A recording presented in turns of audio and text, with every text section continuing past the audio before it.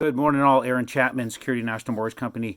I'm getting a lot of emails, a lot of texts, a lot of calls. I mean, it's the first time I walked into over 300 emails in just over the weekend, just asking a lot of questions. What effect did the Fed have on the interest rates? We don't know yet.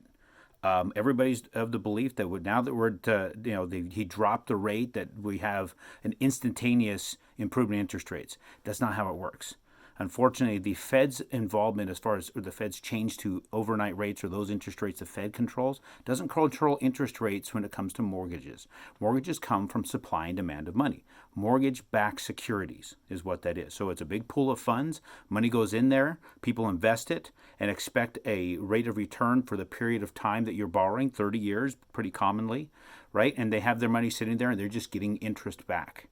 But what happened, with all the turmoil, a lot of those, mostly banks, were holding those securities in those pools, sold off those securities in this last week, dropping that supply. That supply sunk significantly. Well, if you got a supply drop and a demand go way up, the price goes up, right?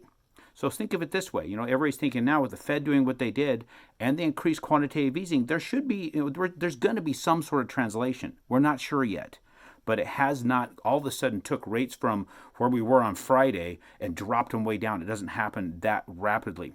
Think of it like the newest iPhone coming out. Have you ever looked at the Apple store, had that line wrap around the store? Well, supply and demand, right? Are they going to give you a discount? Are you going to get a lower price on it? Or are they going to put a sale out of any sort when you have that kind of demand and that low a supply? So what we have, as I understand, over $11 trillion in mortgages out there right now in the United States. Just in the last few years, $5 trillion is in a position where we believe people would probably want to refi because of where their rate is. $5 trillion in mortgages. The capacity of the mortgage industry is maybe $2 trillion in a year. Think about that. The capacity of the mortgage industry to process loans is around $2 trillion in transactions per year. If $5 trillion come to the table right now saying we all want to refinance, do we think there's no capacity to refi those within a month or a week or whatever? So I get where you're coming from. You want to take advantage of things, but just know it's not where you think it's at yet. We'll keep you posted. I'll keep you up on things.